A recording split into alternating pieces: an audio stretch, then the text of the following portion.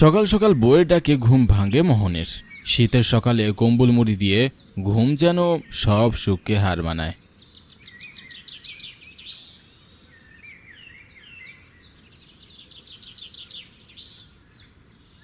কি হলো? উঠছো না কেন? কাজে যাবে না? যেতে ইচ্ছা করছে না। এমন শীতের মধ্যে কি কাজে যেতে ইচ্ছা করে? সবে তো মাত্র শীত পড়তে শুরু করলো, আর এখনই এমন ঘুম কাতরে হয়ে পড়লে যখন জমিয়ে শীত পড়বে তখন কি করবে? তখন কাটটা তখন দেখা যাবে। আজকে তো একটু ঘুমাতে দাও, কাল দেখা যাবে।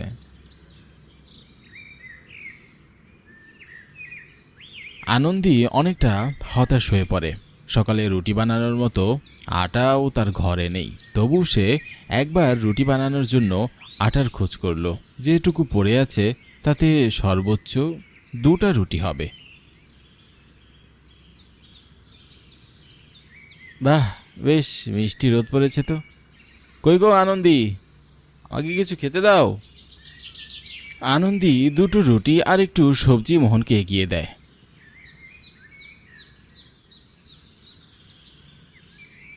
রুটি খাওয়া শেষ করে মোহন বলে, আরও 2টি রুটি দাও। 2টো রুটিতে কি আর পেট ভরে? আর দুটো রুটি কোথা থেকে পাবো শুনি? আটা কি আর আছে? কাজকর্ম ঠিক মতো করো না, ঘরে দুটো পয়সা নেই, আর তোমার 4টা রুটি লাগবে। এদিকে আমি যে না খেয়ে আছি, সে খেয়াল কি আছে তোমার? সে কি, তুমি খাওনি? আজ্ঞে না, খাইনি। যেটুকু ছিল তা তোমার পাতেই দিয়ে দিয়েছি। আনন্দের কথা শুনে মোহনের লজ্জা হয়। বউ খায়নি আর সে কিনা তাকে একবারও জিজ্ঞাসা করেনি সে গিয়েছে কিনা। বেলা অনেক গড়িয়েছে, আজকে আর কাজে গিয়ে লাভ নেই। সে বসে রইল। কি হলো কি? আজকে আর যাবে না, নাকি সেটাও কালকে? না গো, আজকে আর গিয়ে কাজ নেই, আমি বরং কালই যাব। আচ্ছা ঠিক আছে, ঘরে আটা শেষ, আটাটা অন্তত গিয়ে নিয়ে আসো। মোহন কম্বল দিয়ে পুরো মুখ ঢেকে দিতে দিতে বলল, কালকে নিয়ে আসবো, আজকে ভালো লাগছে না। তোমার সব কাজ কালকের জন্য কেন থাকে বলো তো? তুমি আজ কি করবে? পরিশ্রম সব কালকের জন্য, আজকের জন্য শুধু বিশ্রাম, তাই তো? এভাবে সংসার চলবে? মোহন জবাব দিল না। একটু বাদেই তার নাক ডাকার আওয়াজ শোনা গেল। ঘুমিয়ে পড়েছে সে। এমন হলে কি সৌভাগ্য কোনোদিন আসবে ঘরে? এ অভাব কি আর দূর হবে?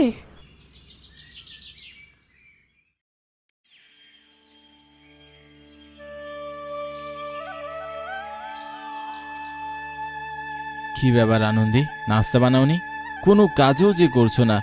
ঘর দুয়ার নোংরা হয়ে আছে, প্রতিদিন তো সব পরিষ্কার পাই। না গো, নাস্তা বানাইনি, ঘরের কোনো কাজও করিনি, কাল থেকে করব। তাছাড়া নাস্তা বানানোর মতো কোনো সবজি বা আটা নেই, সেটাও কাল বানাবো। মোহন মাথা চুলকালো। বুঝতে পারলো তার কথায় তার বউ গতকালকে রেগে গিয়েছে। কালকে রাতেও ঠিক মতো কিছু খায়নি, খিদেই তো পেটটা চু চু করছে। কিছু একটু ব্যবস্থা করে দাও না গো। বললাম তো কিছু নেই, কি বানাবো? বাজার এনেছো? সব কাজ তো কালকের জন্য ফেলে রাখো।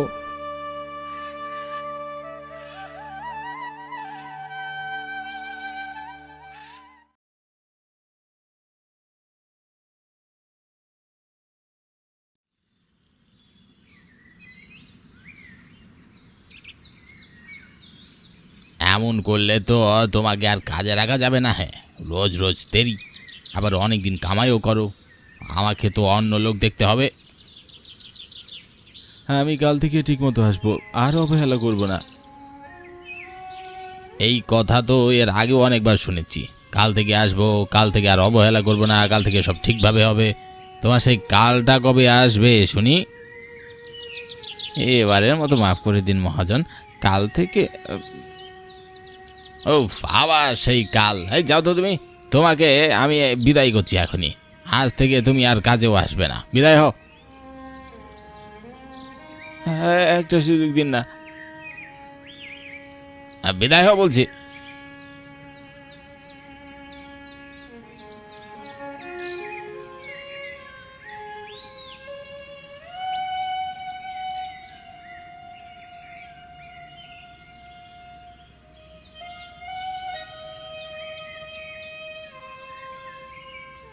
এই কাজটাও চলে গেল, এখন উপায়? কিছু তো বুঝতে পারছি না, কি করব এখন। কি আর করবে, এখন যাও কাজের খোঁজ করো গে।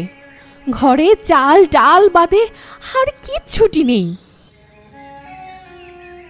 সে করব, কাল থেকে যাই, আজকে বড্ড ক্লান্ত লাগছে। আনন্দী বলার মতো কিছু খুঁজেও পেল না, হতাশ চোখে স্বামীর দিকে তাকালো। তাকেই কিছু একটা ব্যবস্থা করতে হবে।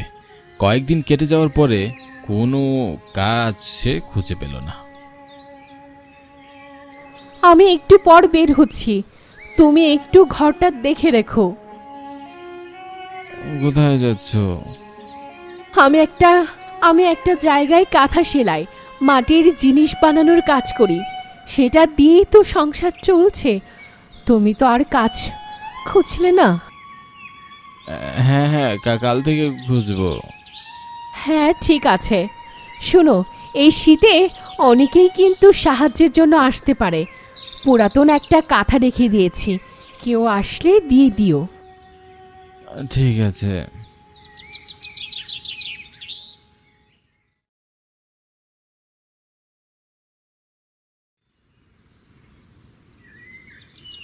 কেউ আছো গো ঘরে? কেউ আছো? কে কে ডাকে? শীতে ভীষণ কষ্ট পাচ্ছি, একটু সাহায্য করো। মোহনের আরামের ঘুম ছেড়ে উঠতে হয়। সে ঘুম জড়ানো সুরে বলে, কাল থেকে এসো। একটা ছেঁড়া কাটা হলেও অন্তত দাও, নয়তো এই শীতে মরে যাব।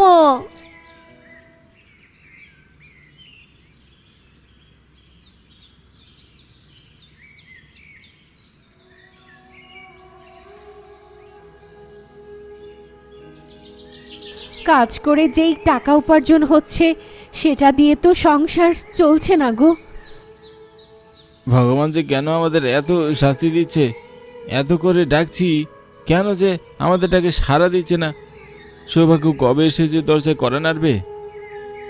শুধু ভগবানকে ডাকলেই তো হবে না, সৌভাগ্য তো আর এমনি এমনি করা নাড়বে না। তুমি তো সব কাজ কালকের জন্য ফেলে রাখো, কতদিন আর বইয়ের পয়সায় চলবে? দুটো পয়সা রোজগার করছো দেখে স্বামীকে কোটা দিচ্ছ? তোমার পয়সা আমি আর খাবো না, আমি চললাম কাজ খুঁজতে। হ্যাঁ তাও ভালো, যাও।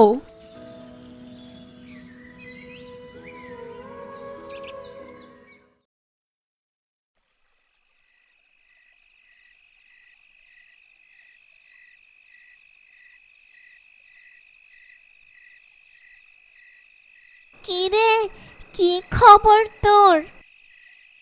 কে তুমি? আমি সৌভাগ্য রে, তোর দরজায় কড়া নেড়েছিলাম শীতের সকালের অতিথি হয়ে, চিনতে পারছিস? তুমি তুমি সৌভাগ্য এসেছিলে? হ্যাঁ রে, আমি সৌভাগ্য, তোর দরজায় হাত পেতেছিলাম রে। তুই সব কাজের মতো আমাকেও বললি কাল আসার জন্য।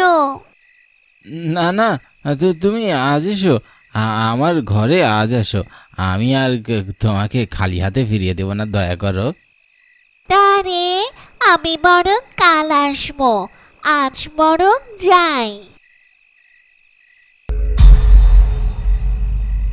তুমি আজ এসো, কাল না। হ্যাঁ আজ এসো, আজ। কি হলো কি, কাকে আজ আসতে বলছো? আমাদের দরজায় সৌভাগ্য করা নেড়েছিল গো, আর আমি তাকেও।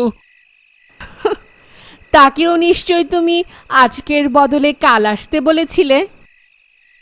হ্যাঁ, বড্ড ভুল করেছি। ঘুমাও এখন।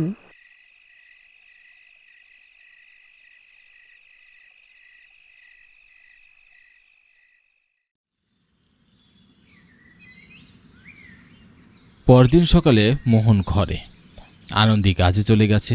মোহন বারবার দরজায় উকি মারছে, অথচ আজকে আর একটা কথা চাইতে আসলো না। তবে কি সৌভাগ্য আর আসবে না?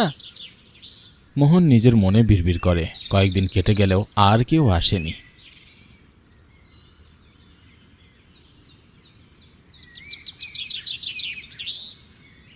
আমি আজ আসবো না, তুই যেহেতু বলেছিস কাল আসার জন্য, আমি বরং কালই আসবো।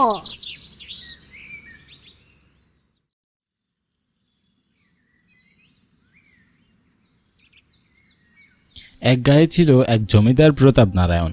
জমিদারের পরিবারে ছিল তার স্ত্রী আশালতা আর এক ছেলে সুকুমার। কোনো কিছুর অভাব ছিল না তার, সুখেই দিন যাচ্ছিল তার। কিন্তু একদিন এক দুর্ঘটনা তার সুখের দিনগুলোকে বিভীষিকাময় করে তোলে। কই গো গিন্নি, জলদি এসো, আমার চাদরটা দিয়ে যাও তো, বের হতে হবে। সব কাজেই তোমার দেরি হওয়ার অভ্যাসটা আর গেল না। সারাদিন করোটা কি? হ্যাঁ আসছি, চাদরটা খুঁজে পেতে দেরি হচ্ছিল, তাই দেরি হয়ে গেল। মূলত জমিদারের তাড়াহুড়া আর কথা শোনানোর জন্য কিছুটা মন খারাপ ছিল আশার। তাকে প্রায়ই সামান্য কারণে কথা শোনানো হয়। এজন্য অনেকটা বেখেয়ালি তাড়াহুড়ো করতে গিয়ে পা পিছলে যায় জমিদারের গিন্নির।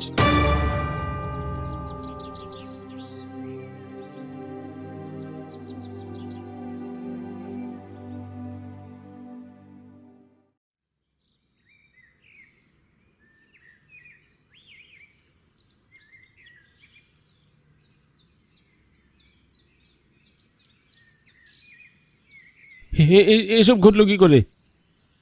কিভাবে আর? তোমার মা কি কোনো কাজ ঠিকমতো করতে পারে?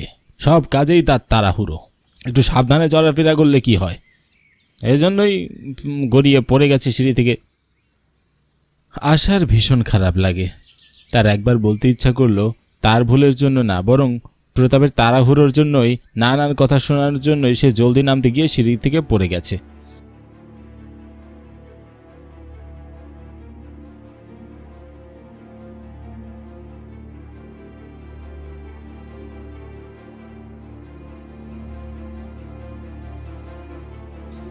ডাক্তার এসে দেখে গেল, আর এই দুর্ঘটনার জন্য সবচাইতে বেশি ক্ষতি হলো আশার।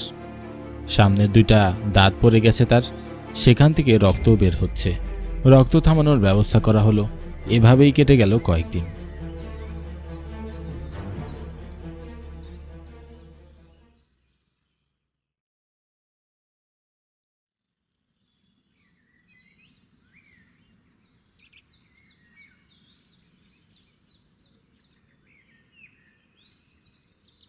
তোমার কি আর কিছু লাগবে?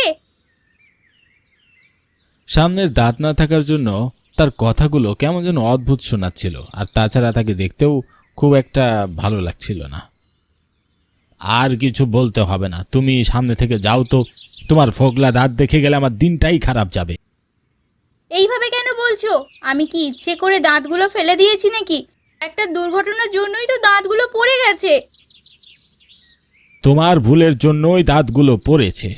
দেখো তো তোমাকে কি বিদঘুটে লাগছে। কখনো কি আয়নায় নিজের মুখটা দেখেছ?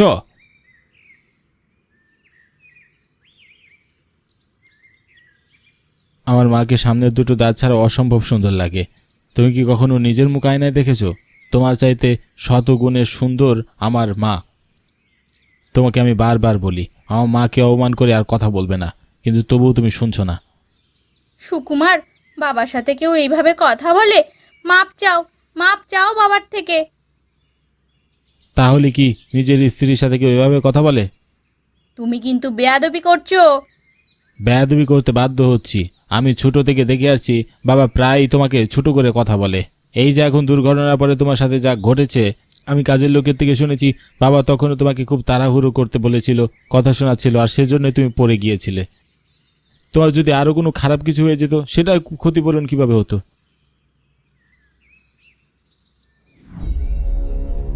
তুমি কিন্তু এবার বেশ বাড়াবাড়ি করছো সুকুমার। সবসময় মায়ের হয়ে ওকালতি করাটা বন্ধ করো।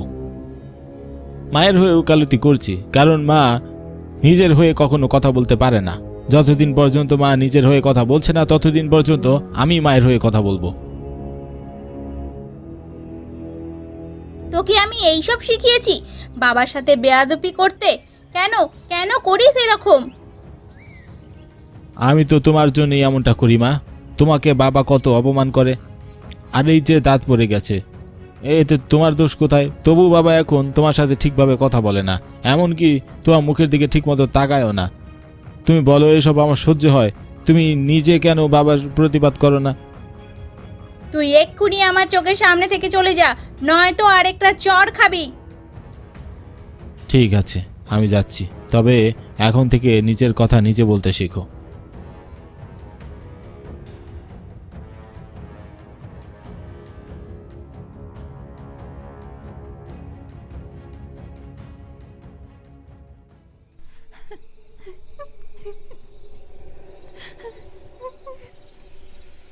আমার দাঁত পড়ে গেছে, তাতে আমার দোষ কোথায়?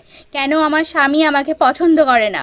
আমাকে তো আমার রূপ দেখেই আমার স্বামী বিয়ে করে এনেছে, তবে এখন কেন আমার মুখের দিকে তাকায় না পর্যন্ত?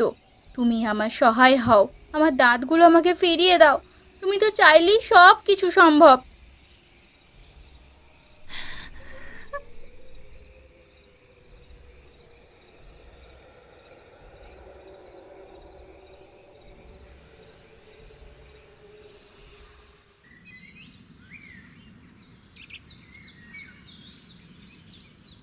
পরের দিন সকালে ঘুম ভেঙে যায় আশার। সে নিজের মধ্যে কিছু একটা পরিবর্তন লক্ষ্য করে। সকালে ছেলের ঘুম ভাঙানোর জন্য ছেলের রুমে যায় সে। সুকুমার, ওঠ বাবা, অনেক বেলা হয়েছে। সুপ্রভাত মা, তোমার দিন অনেক ভালো কাটুক। কথাটা শুনে কিছুটা মন খারাপ হয় আশার। সত্যি কি তার দিন ভালো কাটবে? দাঁত পড়ে যাওয়ার পর থেকে তার স্বামী তার সাথে ঘুমায় না পর্যন্ত, যাতে সকালে ঘুম ভেঙে তার মুখটা না দেখতে হয়। তার মতে তার মুখ দেখলেই স্বামীর দিন খারাপ যাবে। নিজেকে সামলে নিজে বলে, তোর দিনও খুব ভালোভাবে কাটুক, ওঠ এবার। আজকে নাস্তা কি বানিয়েছো মা? ওই তো তুই যেইগুলো পছন্দ করিস ওই সবগুলোই আছে।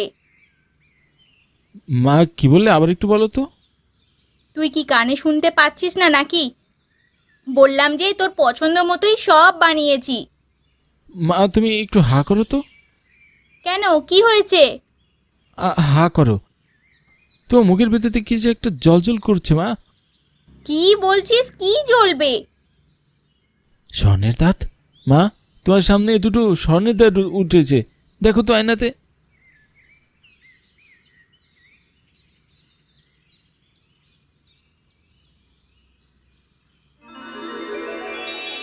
কই গো গিন্নি, জলদি এসো। কি হলো, সব কি কালা হয়ে গেল? কানে শুনতে পাচ্ছ না? কতক্ষণ ডাকবো আর?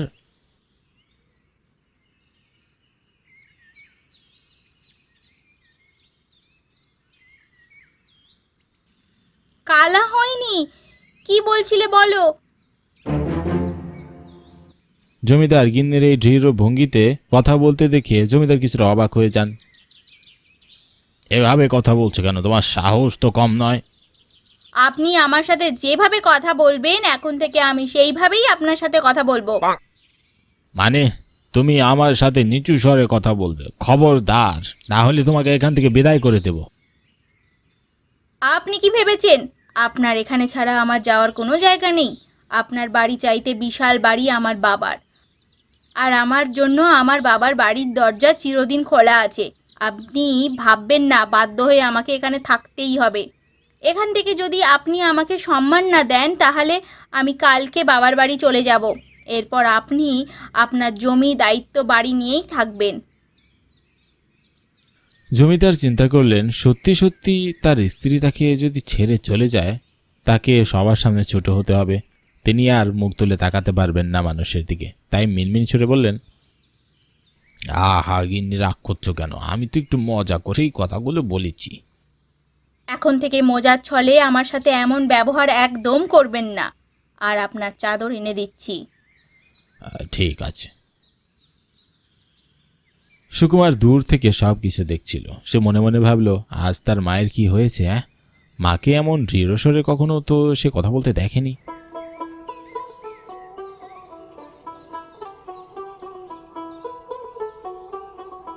আজ আমার কি হলো মা? আমি তো কখনো এমন ব্যবহার করি না আমার স্বামীর সাথে। তোকে স্বর্ণের দুটো দাঁত দিয়ে দিলাম, এখন থেকে নিজের কথা নিজেই বলবি, তোর হয়ে আর কাউকে কথা বলতে হবে না।